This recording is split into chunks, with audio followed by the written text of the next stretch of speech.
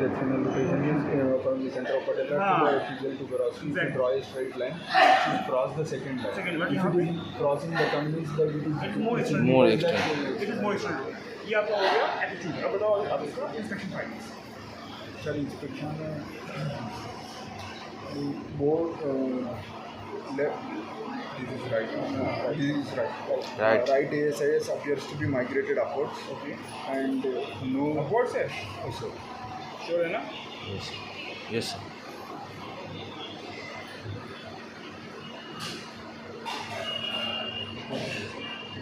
पीछे देखो। No, there's no migration. ASIS में से कोई migration नहीं है। सर इसका क्या पार्ट लेना है सर? ये फर्स्ट ट्रिक लेना है? इसका है कि नहीं है? Yes. इसका रोटेशन ज़्यादा इसका है, है। ना? फिर काफ में क्या है? काफ में कोई वेस्टिंग है या नहीं है इसकी? काफ में है। वेस्टिंग थोड़ी लग रही है इसकी, ज़्यादा तो नहीं है, ज़्यादा नहीं है वेस्टिंग। फिर मेलोडस में क्या है इसका? आप माइग्रेटेड अपवर्ड। आपका जो मिनी मेलोडस से ज़्यादा आपका अपर है और जो आपका जो ये है ज़्यादा एक्सटर्नली रोटेटेड है as compare to normal side. ये आपका इंस्पेक्शन फाइंडिंग्स हो गया। अब जब आप सेम इंस्पेक्शन करोगे जब आप लैटरल में, तो आपको बताना होता है किसके बारे में? सर पटेला के बारे में कैसे बताएंगे? Patella is facing upwards and laterally. Patella is facing upwards and laterally. And if it is migrated upwards. और इसमें तो ज़्यादा रोटेशन है ना, हाँ. इसमें और Patella is facing upwards and laterally compared to the normal side. ठीक है ना? अब ये सुपर पोर्ट पैटला जो है it is more proximal as compare to the left side and also it is more externally rotated as compare to normal. ठीक है ना? अगर सर इसमें नॉर्मल रहेगा तो फिर हाँ, कैसे? तो ऐसा रहेगा ना, it will be patella is facing upward and laterally. ठीक है ना? यहाँ पे क्या है कि इट इज फेसिंग मोर, अभी भी अपवर्ड एंड लेटरली फेस कर रहा है, ऐसी बात नहीं है, but it is more lateral as compare to the normal side. ठीक है ना? उसके बाद से फिर आप जब ये जो आपका काउच है is not a good couch है। तो ये बात आपकी जो फाइनेंस जो मिसमैच होती है ना वहाँ पे नीचे में आने के बाद, वो इसलिए वहाँ पे जो बेड है वो ज़्यादा हार्ड बेड है, यहाँ जगह बहुत सॉफ्ट बेड है। तो एनीवेज आप यहाँ पे मैं करने की कोशिश करता हूँ, तो यहाँ पे कुछ खास डायग्नोसिस यहाँ पर नहीं मिला है। अगर नहीं क्यों देखो नहीं लग रहा है ना, नहीं लग रहा है। ठीक है, अगर मैं इसको यहाँ पे भी करने की कोशिश कर रहा हूँ तो मैं अपना हाथ इंसुलेट नहीं कर पाऊँगा। ठीक है ना? एनीवेज अगर मैं जब जस्ट देखूँ अपना हाथ इंसुलेट करने के बाद कि मेरा हाथ कहाँ तक जाता है, इसको मैं ज़बरदस्ती कर रहा हूँ। ठीक है, ये मेरा नॉर्मल साइड है, मैं इसको फ्लेक्स करने के लिए बोलूँगा, मैं इसको मोड़िएगा एक मिनट, और मोड़ के जब मैं इसको यहाँ पर रखने के लिए बोल रहा हूँ तो मेरे को कुछ डिफरेंस फील नहीं हो रहा है। मतलब अगर इसको सिग्निफिकेंट मेरे को कुछ ज़्यादा लगता है कि कुछ स्ट्रेस अपन जो मेरे को फीलिंग अभी आ रही है, हाँ जो मेरे को फीलिंग अभी आ रही है वही मेरे को फीलिंग इसको प्रेस करने के बाद ही आ रही है। ऑब्लिटरेशन हुआ ही नहीं है, जो अभी भी ऑब्लिटरेशन है तभी भी ऑब्लिटरेशन होगा, इसलिए मेरे को उसके कुछ डिफरेंसेस मेरे को फील नहीं हो रहे हैं। डिफरेंस हुआ तो हाँ, तो इसको है, ठीक है, इसको बोलते हैं थॉमस इफेक्ट। Thomas effect. ठीक है, इसका क्या तरीका होता है करने का? पहले आप जहाँ पे भी आपको डिफॉर्मिटी है वहाँ पे हमको हाथ लगाना है, ठीक है। दूसरे वाले को हमको फ्लेक्स करना है, फ्लेक्स करने हमारा हाँ नॉर्मल लिम्ब को फ्लेक्स करना है, और हमको हमेशा अपने हाथ को लंबर स्पाइन के नीचे ही रखना है। और जब हम उसको फ्लेक्स करेंगे, फ्लेक्स करने के बाद हमें फील क्या होगा कि यहाँ पे लॉर्डोसिस जो है वो और ऑब्लिटरेट हो चुका, ऑब्लिटरेट हो गया, अच्छा नीचे चला जाएगा। वो हमें ऐसा लगेगा कि काउच और इसके स्पाइन के बीच में मेरा हाथ एकदम फंस गया मेरा हाथ। मुझे ऐसी फीलिंग आई कि मेरा जो हाथ है एकदम सैंडविच हो गया है आपके काउच और आपके लंबर स्पाइन के बीच में। ठीक है ना? अब जब ये मेरे को फीलिंग आएगी, या इसको आप पकड़ लेना, प्लीज़ पकड़ लीजिए। ठीक है ना? अब जो है ऐसा हो सकता है, पॉसिबिलिटी हो सकती है कि मैंने इसको हिप को ओवर फ्लेक्स कर दिया। एक पॉसिबिलिटी ये जरूर बनती है कि जब मैंने इसको ऐसा किया हो तो लॉर्डोसिस को ऑब्लिटरेट करने के लिए जितना ऐसी डिफॉर्मिटी है उस डिफॉर्मिटी से भी ज़्यादा मैंने इसको फ्लेक्स कर दिया हो, ताकि अब मूवमेंट्स हिप से बढ़ के इसके पेलिस में भी आना शुरू हो गया, स्पाइन में भी आना शुरू हो गया। तो अगर मान लो ये यहाँ पे ऐसे उठ जाता तो मैं क्या नहीं, तो हम इसको यहाँ पे मेजर नहीं करते। अगर मान लो इसमें हिप में डिफॉर्मिटी इसकी होती, अगर मान लो इसको ऐसे फ्लेक्स करने पे इसका यहाँ से उठ चुका होता, एक मैं बात कह रहा हूँ एग्जाम्पल भी, जितना भी ये उठता ना उसको भी मैं पहले प्रेस डाउन करता, एक्सटेंड करता मैं इसको। अगर ये हो नहीं पा रहा, हाँ अगर मैं एक्सटेंड करके ये देखता, मेरे ऐसे दबाने से अगर वहाँ पे मेरा जो ऑब्लिटरेशन है वो खुलने लगता, मेरे को जो अभी फीलिंग आ रही है सैंडविच की वो खुलने लगता, मेरे एक्सटेंड करने पे जस्ट उसी पॉइंट पे मैं रुक जाता कि अब यही वो डिफॉर्मिटी है जहाँ पे वो करेक्ट डिफॉर्मिटी। क्योंकि अगर जो मैंने इसको ओवरडू किया है विद माय फ्लेक्शन, इसको मैं कंपनसेट करूंगा विद द एक्सटेंशन। यहाँ पे जो मैंने ओवर फ्लेक्शन किया होगा उसको मैं इस वाले हिप पे एक्सटेंड करके कॉम्पनसेट करूँगा, और जहाँ पे मेरा लॉर्डोसिस जस्ट खुलना शुरू हो जाएगा उस जगह पे मैं रुक जाऊँगा और उसको मैं मेजर कर लूँगा। That is my actual fixed flexion deformity of my that hip. समझ रहे हो मेरी बात? नहीं समझ गए। थॉमस इन्फ्लेक्शन टेस्ट हो गया सर, हम लोग ऐसा पहले हाथ रखेंगे लंबर स्पाइन के नीचे, उसके then we flexion flex the normal, right. then if you feel any Means obliteration, obliteration. then it is a positive, but if there is any then we ask the patient to hold over then we here. have ask the patient to hold over We the might have overflexed the normal hip. Normal. To compensate that overflexion of the normal hip, we need to extend the affected hip. And the moment where we just feel our gap is opening up, we should stop there you should stop there. and just take the measurement. That is the real flexion deformity. समझ रहे हैं मेरी बात? समझ रहे हैं ना मेरी बात? नहीं समझ रहे हैं? So first we need to keep the hand near the lumbar spine. Then we flex the normal limb, and we over flex it, and we ask the patient to hold it his thigh, hold it his knee, and then these will, if there is any FFD, these limb affected limb will be flexed. Yeah, exactly. So then We might have overflexed the upper limb, the other limb. normal. To compensate that overflexion in the normal hip, we have to extend little bit of the affected hip just to see where our obligeration is just opening up. The point where it is just opening up, we should stop and take the measurement. That is the flexion deformity of that affected hip. ठीक है ना? उसके बाद से अपना आपने अभी जो हमने देखा चलो ठीक है, वो तो हमारा क्या जब इंस्पेक्ट करते हैं क्या इंस्पेक्शन में क्या देखोगे, फिर जीटी देखोगे, जीटी में वहाँ पे फुलनेस है कि वो देखोगे, उसके बाद से आपको हमेशा लॉर्डोसिस देखोगे, फिर जीटी देखोगे, फिर आप जीटी देखोगे, फिर आपके यहाँ पे कुछ रेस्टिंग है या कुछ एब्नॉर्मल साइंस है वो नहीं देखोगे, ठीक है ना? क्योंकि हम लोग नॉर्मली मिडिल नहीं देखते हैं, तो आपको फिर भी इस कंडीशन में आपको ये बताना पड़ेगा कि सर हम लोग जब इंस्पेक्शन कर रहे हैं फ्रॉम एंटीरियरली वी सी ए पकड़ स्कार्स ओवर हियर, ये हम लोग को बताना रहेगा कि सर इसको पकड़ स्कार्स यहाँ पे बने हुए हैं, वो अलग बात है, वो तो आपको बताना रहेगा, ठीक है ना? वो अलग बात। उसके बाद से जब आपने ये इंस्पेक्शन अभी देखा, आपने एंटीरियरली इंस्पेक्शन देखा, अभी आपने लैटरल, फिर आपको मरीज़ को साइड वाइज टर्न करवा के उसको PSI का लेवल आपको बताना है, even in supine position, supine में भी आपको मरीज़ को बल करवा के, क्योंकि इसका जो PSI है वो अपर था, इसका जो PSI था वो आपका अपर था, वो बताना रहेगा PSI, फिर आपका वीडियल फोल्ड्स, फिर आपका SI डिक्लोबिनस, वो आपको PSI हो गया, ये सब आपको कमेंट करना रहेगा एग्नॉमिक इंस्पेक्शन फाइंड। अब पैल्पेशन में आपने से सारे फाइंडेंस को आपको कंफर्म करना है। सबसे पहले पैल्पेशन में क्या करोगे आप? सबसे पहले हाँ, show me the palpation of it, कहाँ है सामने यार? आ जाएगा। Show me the palpation of anterior joint line. क्योंकि सबसे पहले पैल्पेशन में पहले क्या करोगे आप? हाँ जी सबसे पहले पैल्पेशन में क्या करोगे? सर टेम्परेचर लोकलाइजिंग, हाँ पहले लोकलाइजिंग, उसके बाद टेंडरनेस, टेंडरनेस कहाँ पे?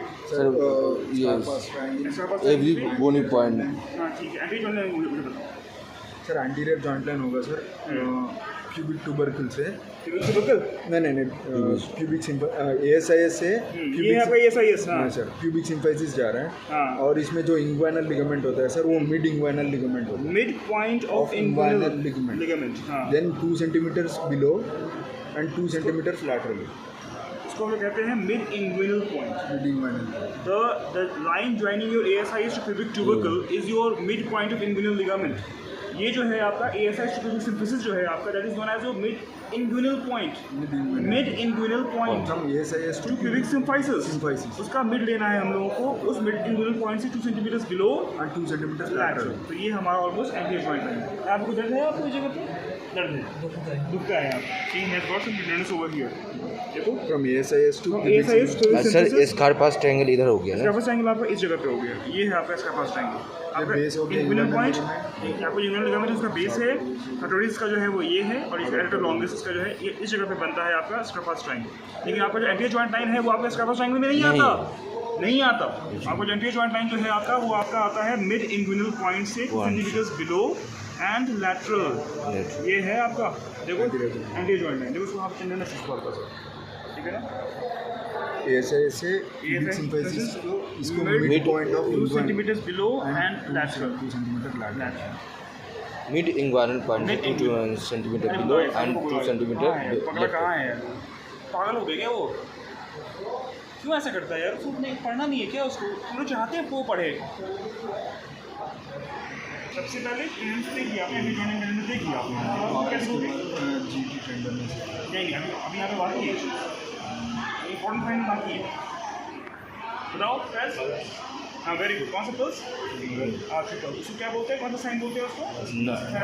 वो भी आपको परफेक्ट करना जरूरी है। आपको अभी ही देखना जरूरी है कि वो ऐसी तरफ नाराज इसमें आ रहा है या नहीं आ रहा है। परफेक्ट करो, पल्स को परफेक्ट करो। सर तो हम लोग जो है इसमें लास्ट में करते थे पूरा एक साथ, वो गलत है। आपको जो है जब आप पैल्पेशन करते हो ना, पैल्पेशन में ही आपको बताना है योर वार्मथ, जो जब आप आगे से पैल्पेट कर रहे हो तो सारे आगे की फाइंडिंग बताओगे ना आप। आगे अब आप एंटीरियरली पैल्पेट कर रहे हो तो एंटीरियरली आपका क्या क्या आ रहा है? ASIS का लेवल आ रहा है जो कि आपने कंफर्म किया। वार्मथ आपने बता दिया, टेंडरनेस एंटी जॉइंट बता दिया, राशोसाइन ऑफ नराथ आपने बता दिया। बताओ छुओस को फील हो रहा है आपको? फेमोरल आर्टरी यस फील हो रही है? इसका मतलब है कि कौन सा साइन पॉजिटिव है? नहीं राशोसाइन ऑफ नराथ नेगेटिव हो। नेगेटिव। ठीक है, उसके बाद से पोस्टीरियर डिस्लोकेशन होता साइन ऑफ नराथ पॉजिटिव आता।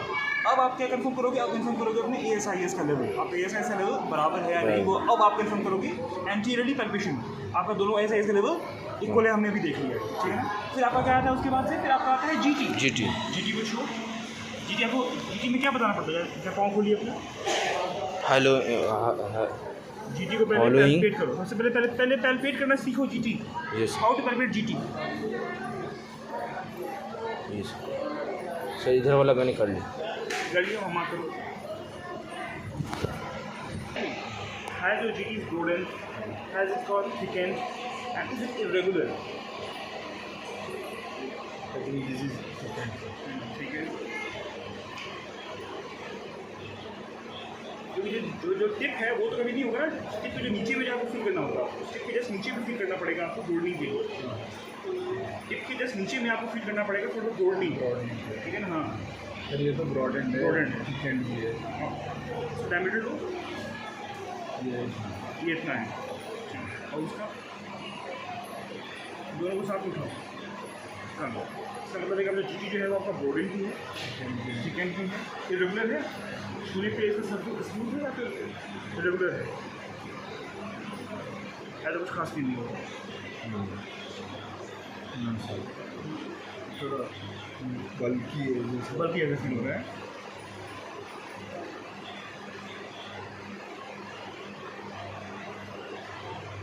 इसका GT ये है भाई, देख मेरे भाई। ये थोड़ा छोटा है, हाफ है जैसे।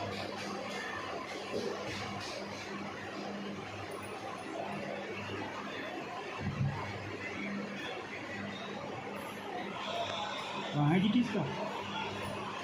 तो लोग कहाँ मार किया है GT भाई?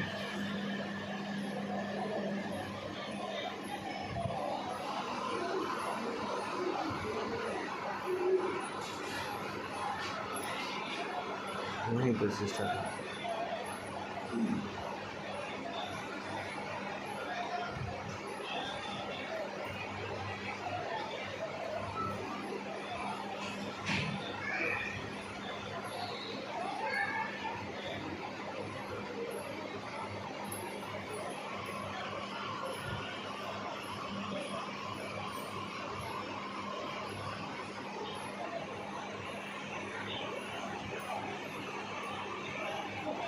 सही बोल, गोल्डन। हाँ ठीक है ना। सर GT का टिप मार्क करना होगा ना? GT का टिप मार्क करना है, GT का टिप मार्क करना है, ठीक है। अपोज की माइग्रेटेड है, ये यहाँ है, ये यहाँ। इसके बाद ब्रॉड एंड बोले तो GT का टिप पर नहीं, GT का टिप से जस्ट नीचे, GT के टिप से जस्ट नीचे आपको जो फ्लेयर है आपको उसका वो आपको वो फील करना है आपको, जो गोल्डन हेयर रहेगा। उसके बाद आपको ये भी बताना पड़ता है ना, जब आप GT को जब मार्क करते हो तो आपको ये भी बताना होता है कि जो आपको GT है तो दूसरे के मुकाबले में ज़्यादा प्रोमिनेंट दिखाई दे रहा है या फिर कम प्रोमिनेंट दिखाई दे रहा है? बताओ। ये तो प्रोमिनेंट है। प्रोमिनेंट ये जो नॉर्मली जो क्या होता है, अगर देखो मतलब मैं बता रहा हूँ how to make up your answers, make up your answer. ये गलत तरीका है, but I am telling you, if your limb is an external rotation, obviously when you see from the front your GT would be less prominent, Because if your limb will go into external rotation, you won't be appreciate your greater trochanteric prominence. अगर ही हमारा limb ज़्यादा internal rotation में रहेगा, then we can able to see the prominence. When it is already into external rotation, your GT will go behind, so you won't be able to appreciate the prominence. ये बात समझ रहे हैं तो? ये बात समझ रहे हैं ना तो? इसलिए जो है जब देखो अगर वहाँ पे GT बहुत prominent दिखाई दे रहा है, नहीं अगर आपका एक्सटर्नल रोटेशन में लिम्ब आपका है तो आपसे सवाल पूछेगा आपका एग्जामिनर कि भाई जब आपका लिम्ब ऑलरेडी एक्सटर्नल रोटेशन में है तो how you can say that your GT is so much prominent, it is touching the couch, you are seeing from above, how you can appreciate that prominence? ठीक है, तो वो comment मत करना, वो कमेंट नहीं करने का, ठीक है। चलो एनीवेज, तो GT का आपका टेंडेंस है ये दर्द नहीं है, नहीं हो रहा, कोई दर्द नहीं हो रहा, तो कोई क्रॉनिक टेंडेंस उसमें नहीं है। उसके बाद फिर क्या बचता है पैल्पेशन में? जल्दी बताओ। पैल्पेशन में आपने अब जो है वो आपने लैटरल देख लिया, आपने लॉर्डोसिस को भी आपको पैल्पेशन में कंफर्म करना है। हम अभी पैल्पेशन में लॉर्डोसिस को सिर्फ हम लोग देखते हैं कि ये रेसिडेटेड है या नहीं, हम अभी फ्लशिंग डिफॉर्मिटी को एसेस नहीं करते। डिफॉर्मिटी हम लोग एक साथ करेंगे, डिफॉर्मिटीज़ भी। पैल्पेशन में हम लोग डिफॉर्मिटी को बाद में एसेस करते हैं। पैल्पेशन में हमने पहले आगे से देखा पैल्पेशन किया, बगल से पैल्पेशन किया, पीछे से पैल्पेशन किया, ठीक है ना।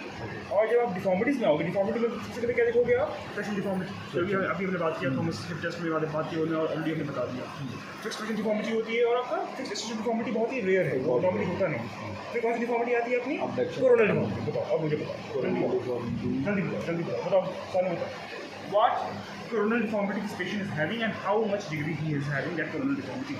जल्दी sir, the right limb is externally.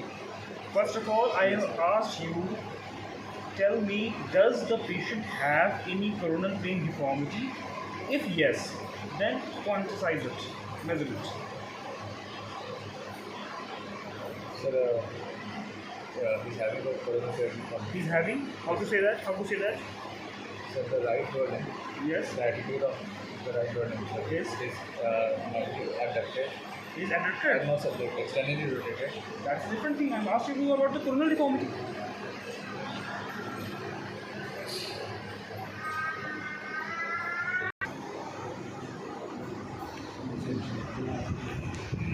जैसे भी करना हो, फ्लेक्शन भी कर लो, कोई बात नहीं।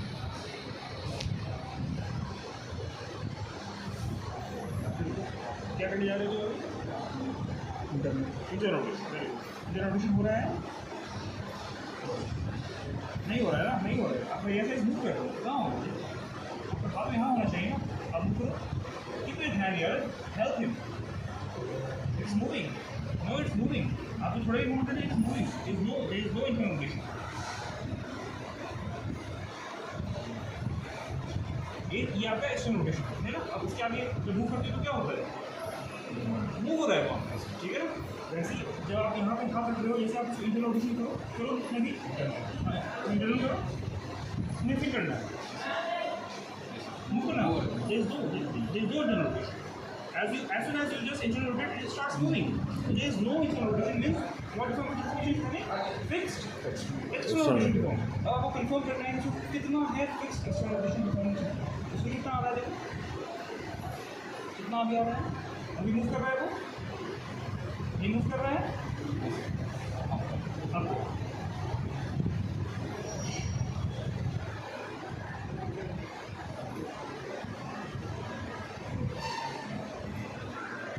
अब मूव कर रहा है ऑलमोस्ट 18 डिग्रीज 20 डिग्रीज का इसको एक्सटर्नल रोटेशन दिखाऊंगी, ठीक है। तो 20 डिग्रीज का एक्सटर्नल रोटेशन दिखाऊंगी। अब फिर फर्दर चेक करो इसको कि आप जब इसको एक्सटेंशन में जब करते हो तो कुछ अंतर आता है। अभी करो, मूव हो रहा है, इसका मतलब है कि इसको अभी भी एक्सटर्नल रोटेशन नहीं कर पा रहे हो, इसको फिक्स दिखाओ। वो करो, हो रहा है, अभी नहीं हो रहा है, अब हो रहा है। हमेशा करो वहाँ से,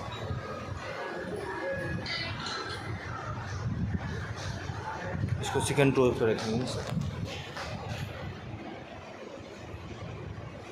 नॉर्मली यहाँ पे ना आपको इसको मिड में लेना होता है, इसमें से चल यहाँ पे आपको कैल्कुलेट खींच के लेना पड़ता है, ठीक है। कैल्कुलेट खींच के मिड में लो इसको और इसको लॉन्ग सेकंड टोर रखो इसको।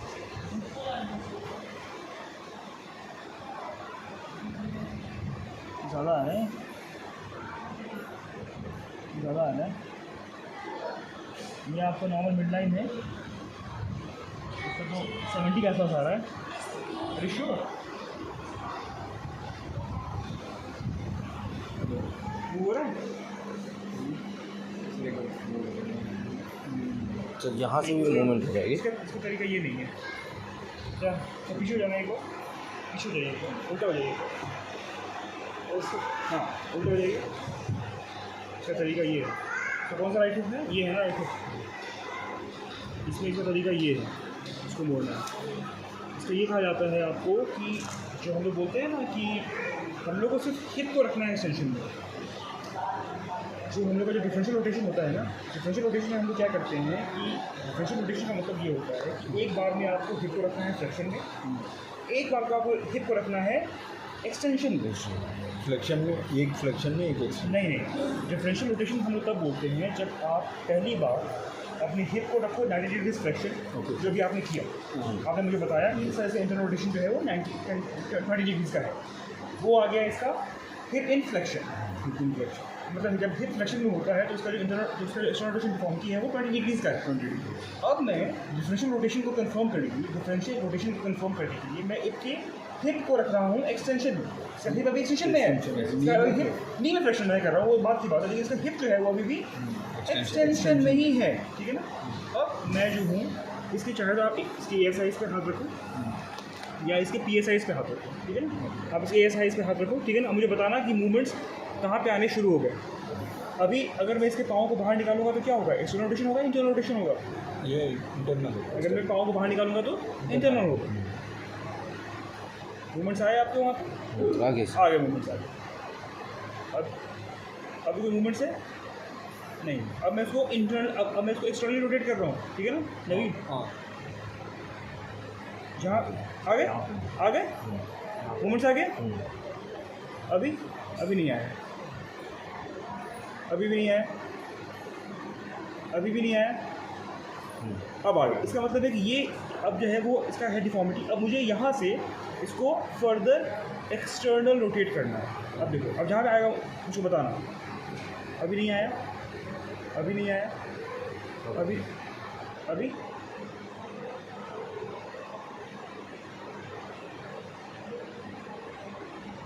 क्या बना? हाँ, अब देखो यहाँ से मैं शुरू करता हूँ। जैसे आया वो बताना। अभी आया नहीं आया,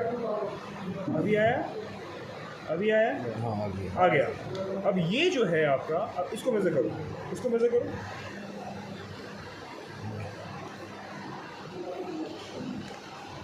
ये कैसे मेज़र करो? ये क्या मेज़र करता हूँ? आपको मेज़र करना है हिप का एक्सटर्नल रोटेशन डिफॉर्मिटी। यहाँ पे नहीं, और ये जितना बड़ा है एक यहाँ रखेंगे एक्स्ट्रा। यहाँ रखोगे ना भाई। एक रखोगे मिड लाइन की पैरेलल, एक रखोगे अलोंग द टिबिया।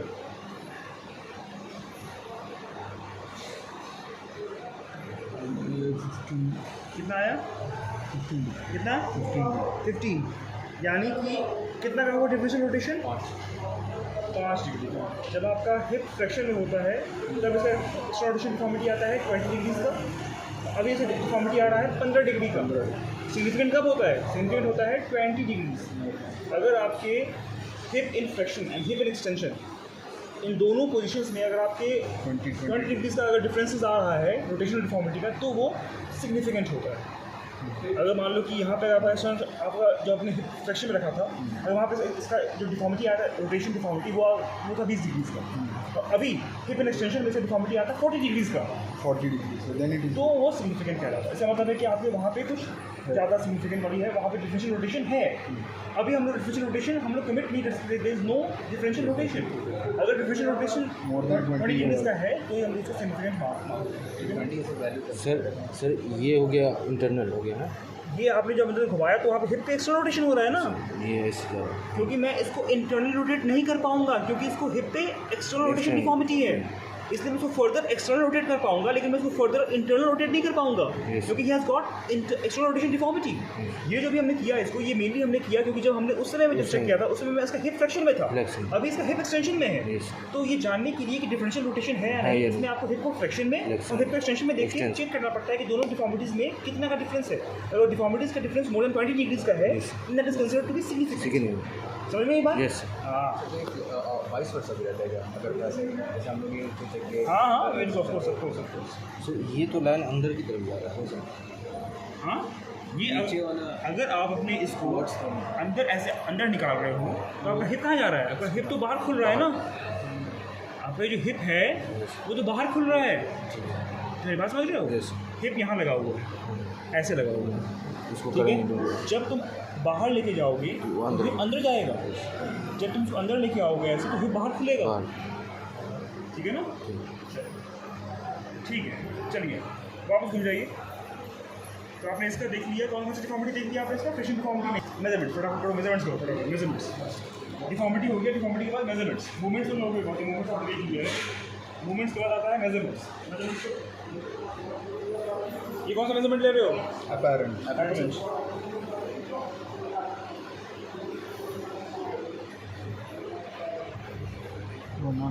सही से लेना।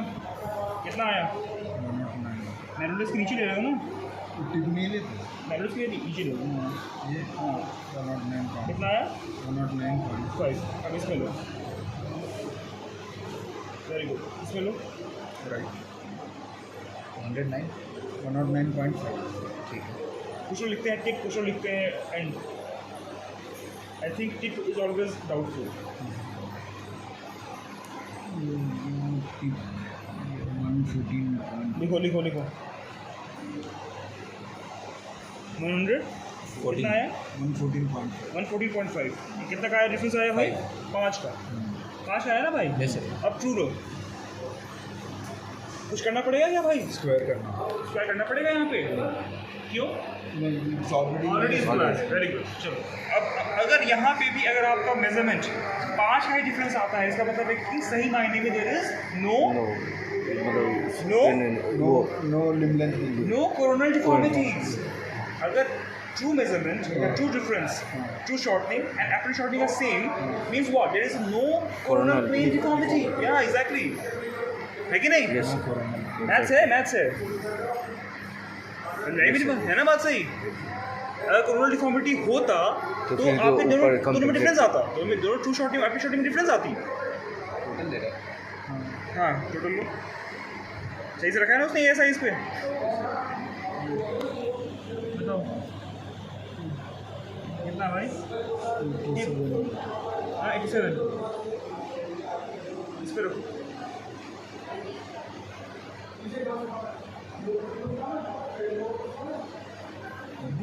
ठीक से रखो, टेंशन बराबर रखो दोनों में। हमारा यानी गड़बड़ है, यानी गड़बड़ है, इसका मतलब गड़बड़ है। अगर डिफरेंस आ रहा है इसका मतलब चाहे तो आपका कोरोनल डिफॉर्मिटी है या फिर मेजरमेंट्स में गड़बड़ है। Simple as that. गड़बड़ है। फिर से लो मेजरमेंट। अगर आपने यहाँ पे चूक किया ना, पूरा आपका जो स्ट्रक्चर है दैट विल बी डिस्ट्रॉयड। जो भी आपने बनाया है ना अभी तक, अपना हिस्ट्री सब खत्म हो जाएगा अगर आपने मेजरमेंट्स में आपने गड़बड़ कर दिया। यही है। समझ मेरी बात? सब कुछ खत्म हो जाएगा, फिर आप जस्टिफाई नहीं कर पाओगे, कुछ भी नहीं कर पाओगे जस्टिफाई। ये यहाँ से चाहे तो आपका ये साइज ऊपर नीचे है या मेजरमेंट है।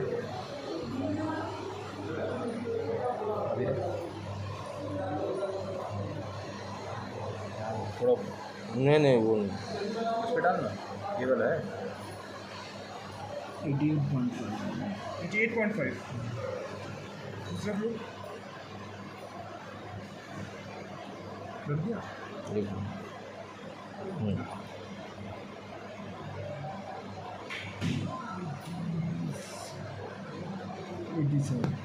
गड़बड़ है। चलो फिर से एक और लो वहाँ से मेजरमेंट दो। टेंशन बराबर होना चाहिए, ये हमेशा याद रखना।